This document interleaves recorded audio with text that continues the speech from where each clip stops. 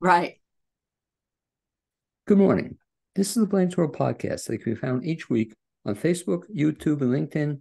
You can also listen in on Spotify or Apple Podcasts, and can get more information and listen to previous shows on our website, which is kind of behind me there, www.blainesworld.net. I'm your host, Blaine Greenfield, and I'm here in my Zoom studio in lovely downtown Fairview, North Carolina. And each week we focus on positive news and information about people and organizations in both Western North Carolina and throughout the country. And toward that end, it's my pleasure to introduce Lisa Sanborn, who's president of the board of directors at FUR of WNC, which stands for Feline Urgent Rescue. And Lisa, you can wave to all your fans and friends who are watching this. Hey. Okay. And that's Lisa. And Lisa, I should mention, was born with a love of animals growing up in Nashville. She had cats and dogs and rode horses every weekend. She and her husband moved to Maggie Valley a few years ago from Florida, where they had a speedboat tour business and rescued cats and dogs. Prior to that, they were realtors in San Diego, volunteering for the Humane Society. Since moving to Western North Carolina, the couple has been involved with FUR of WNC primarily, and giving back to those who had no voice. Cool mission is one of the toughest yet most satisfying and rewarding experiences she has ever had. So this started, I guess, as a child. You grew up where as a child? I grew up in Nashville, Tennessee. So Okay. we didn't actually have a farm, but we were close to some land. And so I rode horses every weekend, rescued dogs and cats. I was constantly bringing something home to my parents, suggesting that we should keep the animal, And were they which receptive? They were receptive to it. my mother had a strong love for animals as well. Okay. So So yes, yes. so that's cool. Do you remember? You said you grew up rescuing animals. Do you remember the very first animal you ever rescued?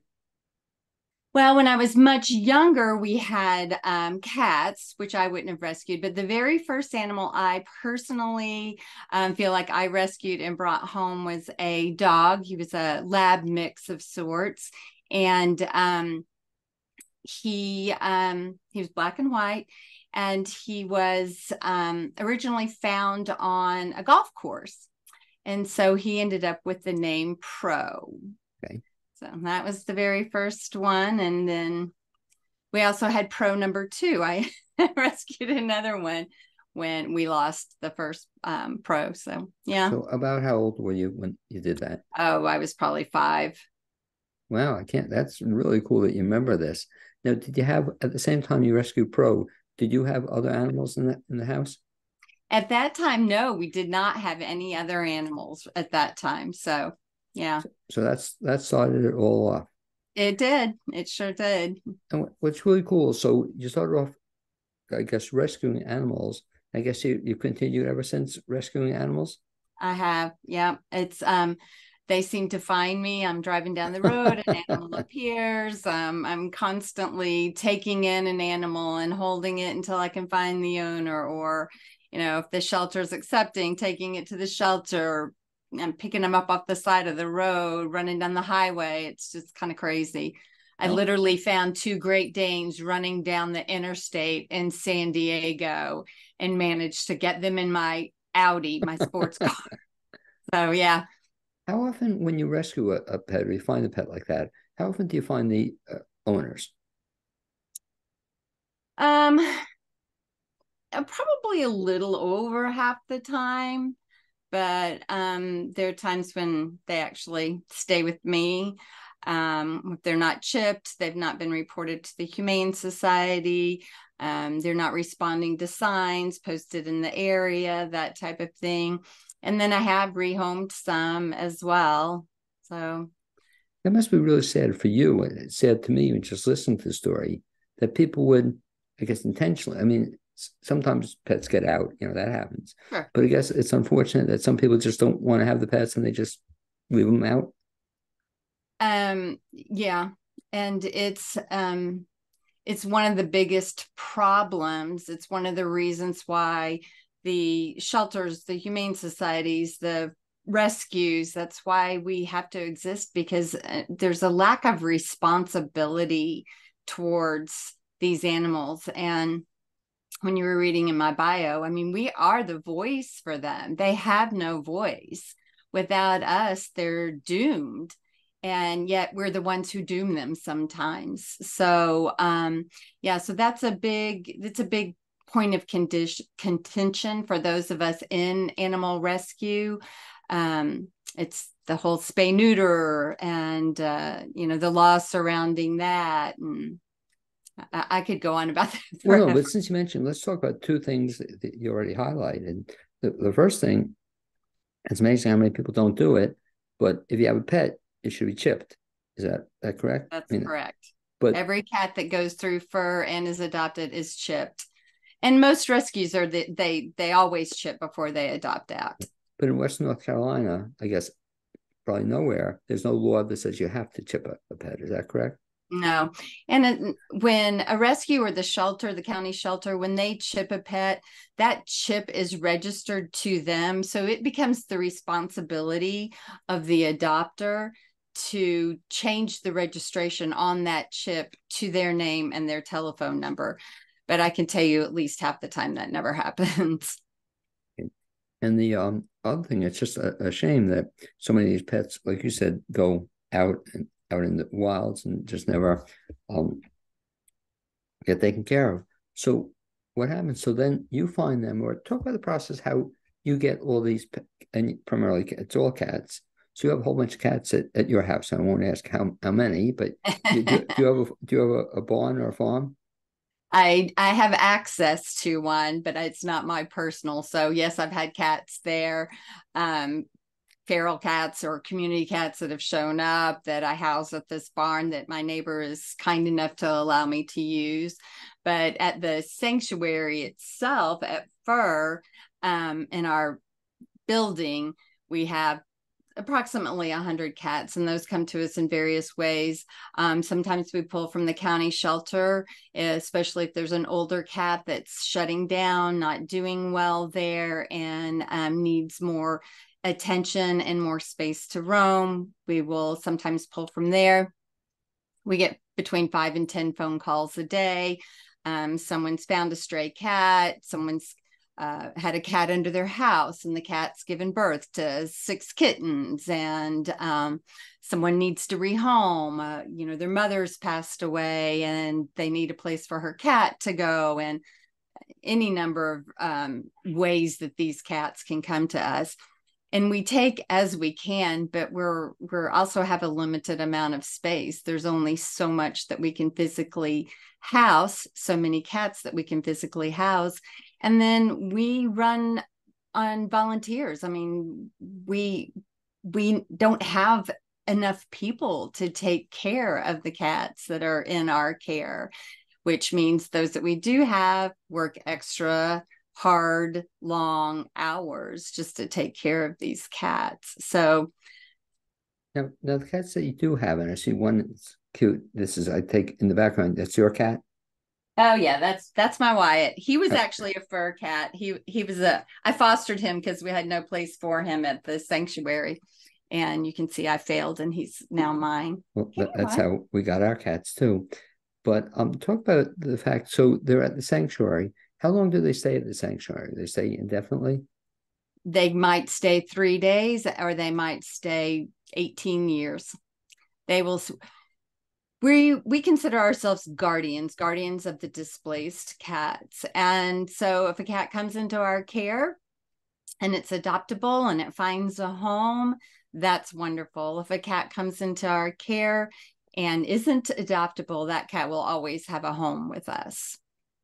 Which is a tremendous service, because I guess in the area, are you the only one of the few, or the only ones who is doing this? We are actually the only all cat rescue in Haywood County. So, yeah. So when you get them, they're with you, but you said they can be adopted out. Is that correct? Absolutely. So then if somebody's looking for a cat, they can check different places, but they should check with you folks as well? Oh, we would love it. We have tons of kittens and we have tons of great adoptable cats. And the unique thing about fur is that we're a cage-free environment. I love it. Right. Yeah. So our cats have the roam of our sanctuary, which is 2 stories, about 2,600 square feet. Now we do have rooms. So some cats, well, every cat that comes in is assigned a room for the first 30 days. They may stay in there for 30 days. They may not stay in there for 30 days. They may stay in there for 6 months, 8 months, whatever. But it gives us a chance to assess the cat and learn its personality, get it to the vet, check its eating habits, its bathroom habits, all of that kind of thing. And then whenever that cat's ready, it can come out and have free roam of the sanctuary. So because we are that type of a facility, we get to know our cats very well. We know their personalities. We know their likes and dislikes. We know how they get along with other cats. So we can really guide and direct an adopter to the right cat for their home, which means that they can keep that cat. The likelihood of there being personality problems, clashes, that type of thing is a lot less. So talk about the process, because I wasn't familiar with it, that if somebody's listening or watching and wants to get a cat, they can go lots of different places. But one thing they should do is give you a call or check with you. Oh, that's what I think they should do. Okay. No, I mean, just I'm very impressed. Yeah. So Yeah. do you, I guess, first of all, to get the information, you have a website? We do have a website. It's www.fur, F-U-R, of WNC.org. And you can check out our adoptable cats on that website. You can fill out an application for the cats. You can make donations. You can fill out a volunteer application. Lots of things you can do on the website there. And then all of our cats, our adoptable cats, are also listed on Pet Finder, which most people know Pet Finder. Then you're also welcome to come out to the sanctuary and visit and meet the cats and just see who you connect with. So is that something people do on a regular basis? They come out to you? Most of the time they find a cat on Pet Finder that for whatever reason appeals to them, whether it's personality, coloring, age, and then they come and meet that cat. And most of the time it works out, but occasionally it's not a right fit and they end up choosing another cat at the sanctuary. And so meeting the cat, though, they meet the cat at the sanctuary. Is that correct? Correct. Okay. And where is the sanctuary located?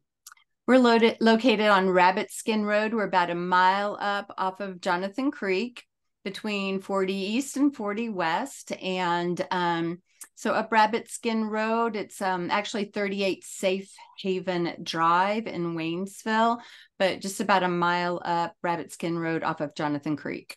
And if you go to the website, it'll tell how to yes, where it is located. Yep. It's super easy to get to. Okay. So if people are looking for a cat, certainly one thing they do, check the website, and then do some people come and they can see all 100 cats at one time? Sure. Yeah. Okay. Some people come and spend 3 hours just meeting everyone. There's no offense. I know there are a bunch of cat cafes starting out, which is right. kind of a nice thing. But this seems like almost a better deal than a cat cafe, because well, it is free to come get your cat fixed. Well, yeah, but aside from being free, what's nice, you also really get to see the cats as they are, where they live, and every day they're going to be there all the time, and very exciting. How about that side of cats? Do they get along, or for the most part, they get along? For the most part. We have some troublemakers and some that prefer not to be with any of them. And then those cats actually usually have a room and a space where they can go to get away from the rest of the cats. And it just depends. I mean, sometimes right now we're kind of heavy on the kittens because spring and summer are kitten season. So, and the kittens will kind of go crazy and drive the older cats, a little nutty. So, but for the most part, yes, we don't experience major fights or anything like that. And we always make sure that a cat who might be more sensitive to being around all of the other cats or to the kittens, I'll always make sure that they have a safe space to go to. Do you foster the cats? Personally, no, yes. Not just you personally, but other people. In other words, so that's something we could definitely use because again, our building only houses so many cats and we only have so many people to take care of them. And like I said, calls every single day about moms or kittens. And we could definitely use some fosters. And when you foster, the cat comes to you, or the cat and the kittens, the mom and the kittens, or just the kittens, they come to you and you agree to take care of them for a certain amount of time, and pays for everything, pays for the vet bills, pays for the food, pays for the litter, gives you litter boxes. Fur takes care of all expenses. You just offer them a safe place until we have room at the sanctuary. It also seems, and you mentioned you as an example, and I can mention my wife as an example also, like this failed foster. What percentage of cases, what percentage of people become failed fosters, which is a great thing? Yeah, it is a great thing. Not that many, No? honestly. A few. We've had a few of our volunteers foster and fail, but it's hard. Actually, we did have one lady not too long ago. She fostered about 4 or 5 kittens and ended up not being able to part with them, and she kept them all. But in those situations, it's normally a mother and kittens, or even just kittens, where we need the fosters. We don't send our seniors into foster homes, really. It's too upsetting to them to have so much change in their life at an older age. And the kittens really couldn't care less. They're like, that one, oh, this is a great place to play. Oh, I'm over here now. This is a great place to play. So most of the time it's the younger cats or kittens that are placed in the foster homes. One of the beautiful things you do, and just listening to it, I'm so impressed, is the fact that you're providing a home, almost a permanent home for some cats, especially like you said, the senior cats, Yes. that they'll always be cared for at some point in time. You've been in charge or president of the organization for how long? I've been president of the board for the last 6 years. I've been with the organization longer than that. But at the actual sanctuary, we have 5 who we call lead volunteers.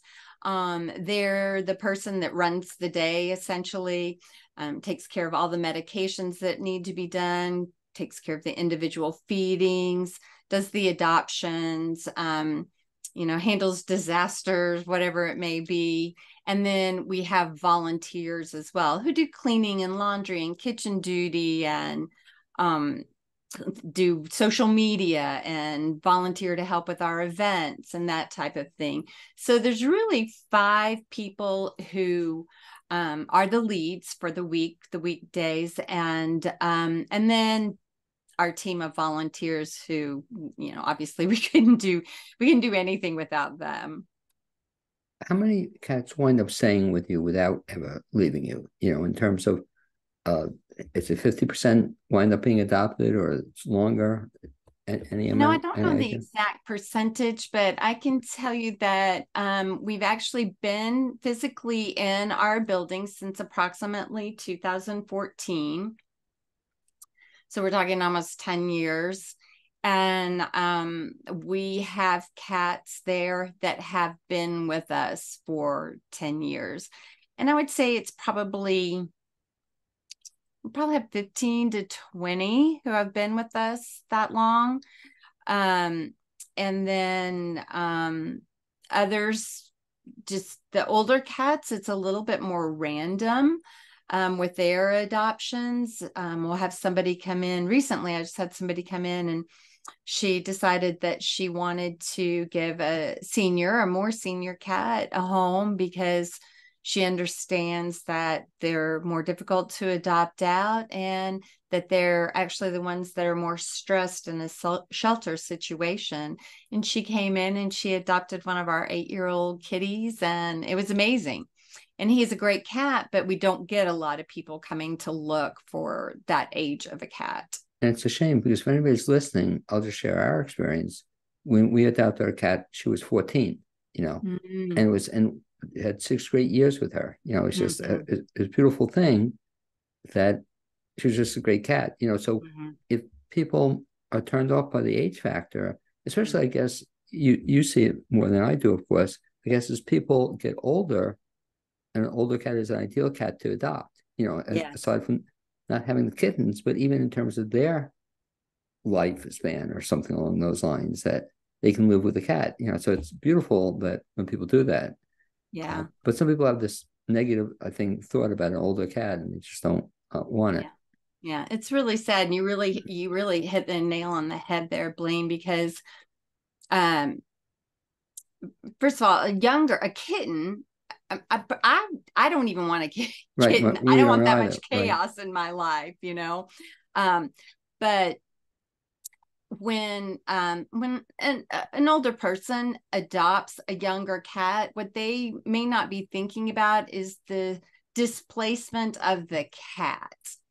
And when when a person passes and leaves their animal behind, their cat behind, that animal grieves. Oh, sure. It grieves for the loss of their person, one, and then they have to move. They have to leave the home that they know. They have to leave everything that they've ever known. So they're hit with it really hard twice, the loss of their person and the loss of their home. And when you adopt an age appropriate cat, that doesn't happen. But so many people don't, they think about themselves. They're thinking of themselves. They're not thinking of the animal. So we don't, we kind of discourage that, because it's very hard on the cat. I mean, we get those cats back, and they come into our sanctuary, and we see the depression and the sadness that they experience. And so, adopting an age appropriate cat for your age is just one of the greatest things there is. Well, one of the things I hope people are getting from the show too is the idea, if they're getting older, especially, they should think about who's going to take care of their cats. Because we for a long time we had nobody who was going to take care of our cat. And it's, I guess, unfortunately, you probably see that at times, that you get a cat and nobody thought that anybody's going to take care of the cat. So it's, I guess I'll ask you then the question: do people write you in their wills, or do they talk about leaving their cats with you? I'm super happy you asked that. Actually, it's a program that we're working on for this coming year, is getting that message out, trying to work with some attorneys and that type of thing, trying to spread the word about leaving us in your will, and not necessarily just for your cats, although if we could, we would take your cat, but just to help support the animal community. I mean, we work really hard every year. It's kind of like you're in a contract job, and as soon as the contract's up, you're scrambling for the next contract job. That's how it is with our fundraisers, because we survive solely on donations. We get absolutely no funding from the county, the state, the federal government. We survive solely on donations. So leaving something to fur or any rescue, certainly, if it's a place that you adopted from, to help sustain them over the long haul, would be incredible. But we will always take any cat that we've adopted out. We will always take that cat back. Very nice. But people, as you just mentioned, should consider this as an option, that and it's not something you plan for, it just happens. It's not an age thing. But we're always concerned about that, who's going to take care of our cat. So we finally figured it out, but it took us a long time. And to your credit, I'm really glad you're doing it. A lot of people, one, don't give a thought to it, but also even some of the nonprofits in the area don't give thought to it. That one opportunity for you folks that, like I said, working with the attorneys, that put it in their will, but also to consider, backing your organization. So you mentioned a couple other things. So in terms of volunteering, so you're always looking for volunteers. Always. Best bet to volunteer, first of all, is go to the website again. Yes. So you can go on our website. You can fill out the volunteer application. You can also contact us via there if you just want some additional information. We do actually have a volunteer coordinator who is a volunteer. And so she does our training, and we just try to get to know what it is you're looking to do with the sanctuary, whether it's there cleaning, scrubbing, scooping, feeding, or doing some laundry or socializing. I mean, we would love to have people just come out and spend some time and socialize with the cats. Or if you want to offer social media style volunteer services, if you want to help at fundraisers, at events, that type of thing. You'll But put them yes, to work. yeah. Is Oh, that yes, correct? we will. In terms of volunteers, ballpark, how many volunteers do you have? Do you know? We have about 17 volunteers right Okay. now. But it sounds like you could use more. We could always use more. Yes. Okay. Yeah. And I want to put you on the spot, but you Okay. mentioned you have a lot of cats at the sanctuary. Do you know all their names? Yes, I do. No, but do you know now, fess up, do you know all their names without looking on the cages or their home, their houses? Well, it would take me a little bit of time to recite them all, but I guarantee you I know every, and it's actually a funny comment. People come in and they say to us, how do you know everybody's name? Yeah, we know their names and we know their personalities. Now, I guess sometimes you get cats that don't have a name. You just they wind up on your doorstep or Yeah, actually we do. We've had some cats just show up. We think they were probably dropped off. And so yeah, so we have a lot of fun naming them actually. Sometimes we'll go with let's see, I had a group of gray kittens that had some Russian blue in them. And so I did a theme and I named them all after the characters of Grey's Anatomy. oh, I Um, love. so we just did a Harry Potter theme. So yeah, we have a lot of fun naming them, the new kittens and such. Or you could do the George Foreman thing, just George one, two, George, three, George, four, George, George. whatever. But it's interesting. So they come in and give them names. You mentioned too. So when they come in, they get all their shots and they get all the medical care taken care of. Absolutely. As a matter of fact, that's our biggest expense I is can imagine. our vet bill. So, and we don't spare any expense as far as that's concerned. We get very attached to all of them, and we want to make sure they're in the best possible health. But before they're adopted out, they are spayed or neutered. They have their distemper shot. They have their rabies shot. And they are microchipped, and then they are also tested for FIV, feline leukemia. So we do a combo test on them for that. What's sad is what I'm reading, and you're probably reading the same stuff too, is because of this whole vaccination issue. Some people, I couldn't believe I was reading it, you probably have too, that are anti-vax in terms of when it comes to pets. Have you been reading that at all or seeing that? I have not. Well, I know of it just in general because of being in the industry, but I haven't read much of it lately. But yes, I know there's a lot of controversy in regards to that. Right. So it's, I guess, as a result of COVID, but they don't want to give their cats, basic shots. And I guess your philosophy is that everybody should have basic shots if they. Yeah. So we always give them their initial shots because they're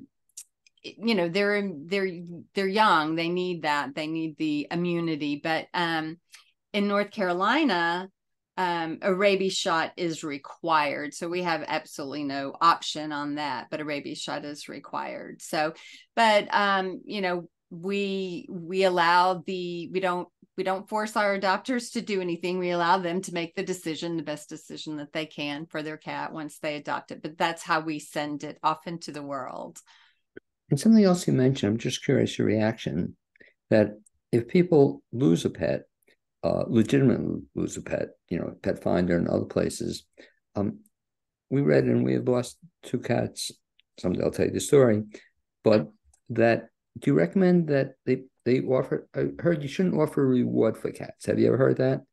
That if you lose your cat, don't offer a reward because that can encourage some bad behavior on certain parts of people. Have you ever heard that? It can, yes. And it's very unfortunate that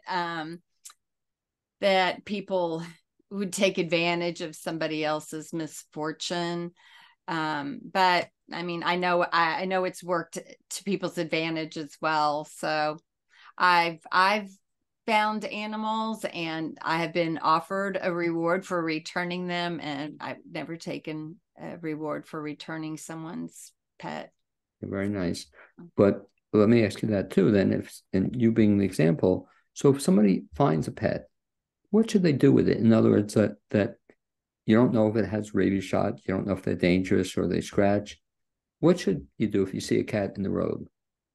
Call you? Well, I mean, you'll find out pretty quickly whether it's friendly or not. Right. I mean, you kind of have to, it's a judgment call. Are there houses around? I mean, does it look like the cat, does it have a collar on? Does it look like the cat belongs in the area? Does it have a tipped ear? But if you legitimately find a cat out in the middle of nowhere or in the road or something like that, the very first thing you'd want to do is take it to a vet or the local shelter, find out if it's microchipped. And any vet or the shelter will scan an animal for the microchip free of charge. And then if it is not microchipped, we have some great resources. You'd want to let your shelter know that you found the animal and give a description. Our shelters are overwhelmed right now and very full, so they vacillate between being able to take animals in and actually not having any physical space for it. So if you can help out with that and foster the animal until maybe the family is found, that would be very helpful. But you want to make sure that the shelter is made aware of the animal and a description, because somebody may call and be looking for their animal.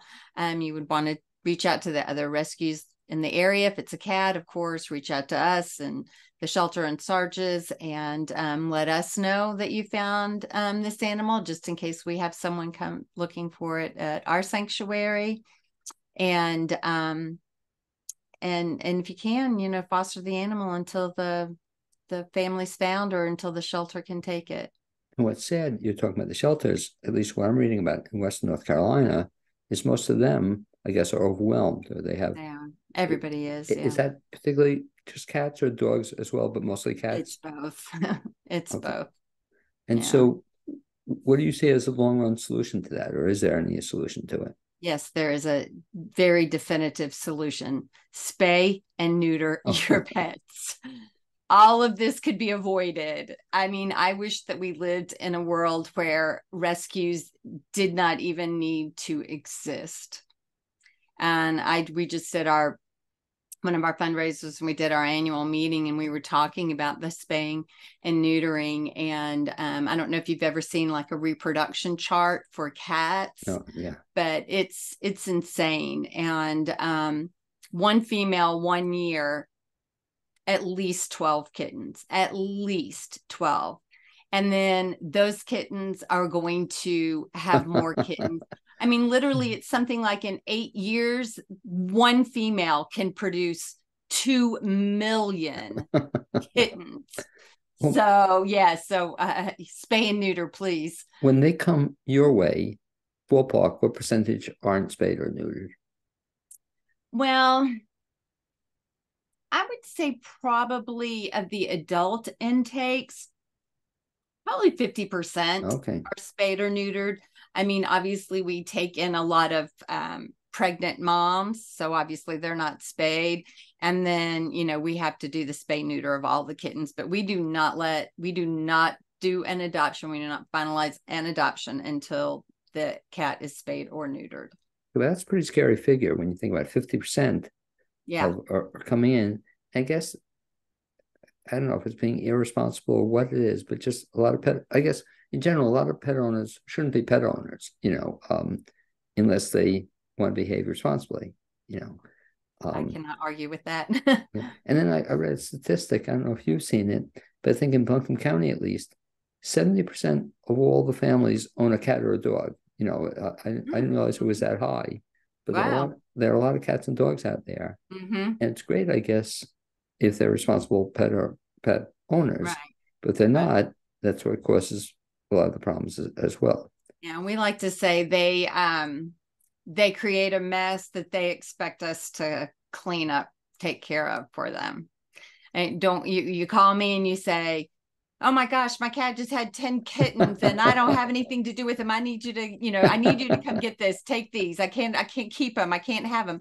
Well, we wouldn't be having this problem if you had just spayed or neutered your cat or spayed your cat, So, but you want me now. You didn't act responsibly, and now you want me to clean up your mess. Talk about your buy a brick program. What's that? Oh, wow.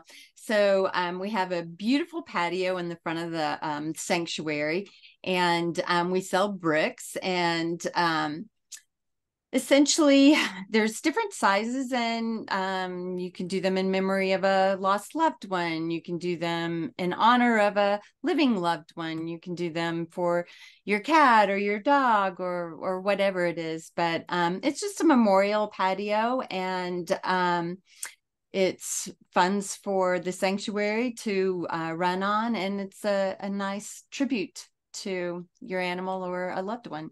And like you said, a great way to remember a loved pet, and you always see the pet's name, and you're doing something good for the community. Yep. Anything else coming up in the near future? We actually just had our second largest fundraiser of the year, so and that was a nice success, and we're thrilled. So the rest of the year, we'll just be working on our end of the year letters, sending out to all of our supporters and catching them up on what's been going on, and updating them on some of our stories at the sanctuary. And then starting next year in June, we'll have our Wet Your Whiskers wine tasting. And then in October, we'll have our Barnyard Blast barbecue. And they're both just a fantastic time. Lots of fun. And those are two biggest fundraisers of the year, and really how we at least partially support ourselves. It sounds like you keep a little busy, would you say? A little, yeah. Well, just I want to thank you, first of all, for all that you do in the community. And it's just incredible that you're helping so many pets, that wouldn't, I guess what you said earlier, that wouldn't have any other option if you weren't there, and that's a shame. And right now, you're in what county again? We're in Haywood County. So you're the only such facility in Haywood County? We're the only all cat rescue. We do have our county shelter is here, and they're great. We have a couple of other rescues that do both cats and dogs, but right now we're the only all cat rescue. And I mean, we have an amazing team, amazing volunteers, and it takes a village. We couldn't do it without them, and our supporters who so generously support us and believe in our mission. And Lisa, I'd like you one more time. If folks want to get more information, best bet is to do what? Go to our website. It's www.furofwnc.org. Okay. And I appreciate also you offered to invite people out to see you. So if you want to get your fill of cats, come out, I guess. Not just come out, but if you want to do some volunteering when you come out, you welcome them as well.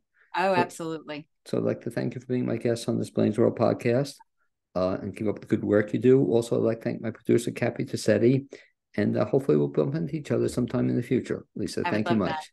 Okay, so okay, I want to sign off, and just stay with me. So thanks, Lisa. Thank you.